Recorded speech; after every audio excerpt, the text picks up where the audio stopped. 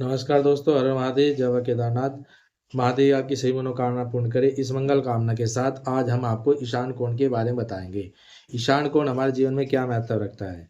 यदि ईशान कोण जो है गुरुदेव का स्थान है, और यहाँ पर आपको क्या बनाना चाहिए, क्या नहीं बनाना चाहिए, और वास्तु पुरुष का यहाँ पर सिर होता है।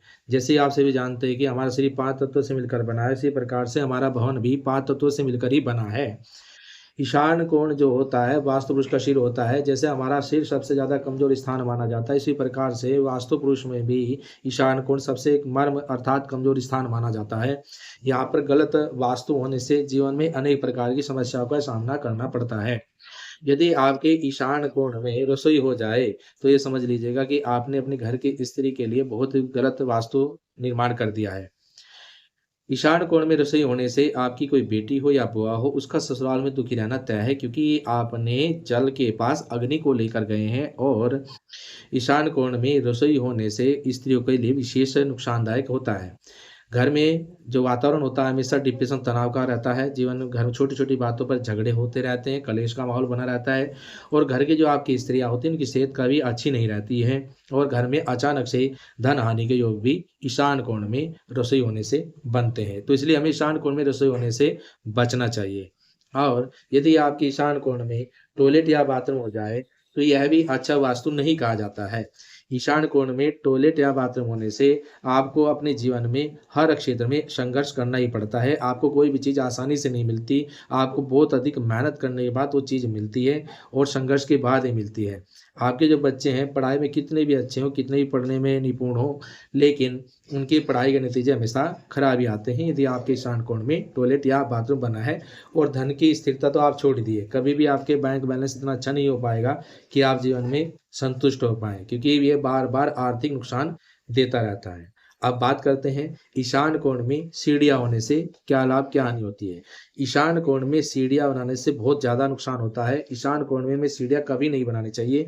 यदि गलती से आपने ईशान कोण में सीढ़ियाँ बना दी हैं, तो ये समझ लीजिए आपके घर का वास्तु जो है पैरालिसिस हो चुका है। आपके घर में माइग्रेन, डिप्रेशन, तनाव भरपूर मात्रा में रहेगा। आप घर से बाहर तो हँसेंगे, लेकिन जैसे ही आप घर के अंदर प्रवेश करेंगे, तो आपका घर में मन नहीं लगेगा। डिप्रेशन, तनाव बिना बात के आपके घर में आ जाएगा। ईशान कोण में सबसे शुभ क्या रहता है? जल का स्थान। यदि आप ईशान कोण में अपना बोरिंग बनाते हैं या कोई स्विमिंग पूल बनाते हैं, तो ये सबसे अच्छा वास्तु होता है, जो आपको सभी प्रकार की समस्याओं से बाहर निकालता है, और धन भी आपके घर में अच्छी मात्रा में जुड़ पाता है, क्योंकि यह धन कारक योग बनाता है। तो इसलिए ईशान कोण में जल का संग्रह सबसे शुभ माना जाता है। ईशान कोण में यदि आप बेडरूम लेते हैं, ईशान कोण में बेडरूम कभी भी नहीं लेना चाहिए। ईशान कोण में बेडरूम लेने से जीवन में अनेक प्रकार की समस्याओं का सामना करना पड़ता है। अभी तक हमारे देखने में आया है, यदि ईशान कोण में किसी का बेडरूम है और नवविवाहित जोड़ा वहाँ पर अपना जीवन व्यतीत कर रहे हैं, तो उनके 90% के तो संतान होती ही नहीं है, 10% के हो जाती है। और यदि हो भी जाती है तो लड़की ही होती है। पुत्र संतान में बहुत समस्याओं का सामना करना पड़ता है। वैसे तो आज के ज़माने में पुत्र और पुत्री में कोई फ़र्क नहीं है, लेकिन ईशान कोण जो है वो जल का तत्व है, स्त्री जो है अग्नि तत्व है, तो यहाँ पर स्त्री को बहुत रोग आते हैं। पर्सनली रोग इतने अधिक आ जाते हैं कि वह डॉक्टरों के चक्कर ही काटते रहते हैं। ईशान कोण में बेडरूम होने से जो नवविवाहित जोड़ा होते हैं उनमें कभी भी तालमेल अच्छा नहीं रहता है। उनमें छोटी-छोटी बातों में कलेश होना, घर का वातावरण झगड़े का बना रहता है, और एक-दूसरे में कमियाँ ढूँढते रहते हैं। तो इसलिए ईशान कोण में बेडरूम लेने से बचें, तो आपके लिए बहुत अच्छा रहेगा। ईशान कोण में कौन लोग रह सकते हैं? ईशान कोण बुजुर्गों के लिए सबसे श्रेष्ठ है, पूजा के लिए सबसे श्रेष्ठ है, और जो बच्चे पढ़ाई करते हैं उनके लिए सबसे अच्छा ईशान कोण का रूम माना जाता है। जो नौकरी करते हैं और ईशान कोण का बेडरूम का प्रयोग करते हैं, उनकी नौकरी कभी स्थिर नहीं होती, बार-बार उनकी नौकरियों में समस्याएँ आती रहती हैं। अब हम बातें करेंगे ईशान कोण का बढ़ना। ईशान कोण के बढ़ने से क्या होता है? ईशान कोण यदि आपका उत्तर दिशा की ओर बढ़ा हुआ है, तो ये आपके लिए धन कारक है। आपको धन की प्राप्ति विशेष प्रकार से होगी। यदि आपका ईशान कोण पूर्व दिशा की ओर बढ़ा है, तो यहाँ पर संतों का आगमन, पंडितों का आगमन, पूजा पाठ, भजन कीर्तन आपके घर में होता रहेगा। तो ईशान कोण बढ़ना सबसे श्रेष्ठ माना जाता है।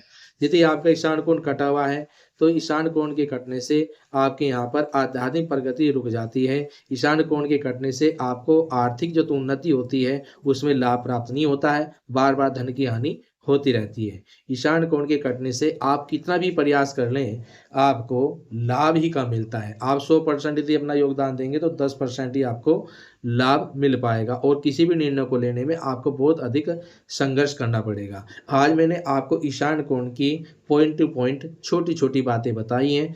आप अपने घर के वास्तु में देखें 45 डिग्री पर कहीं है दोष तो नहीं है। यदि यह दोष आपके यहाँ पर है तो आप हमसे संपर्क करें, हम आपको इसका उपाय अवश्य बताएँगे।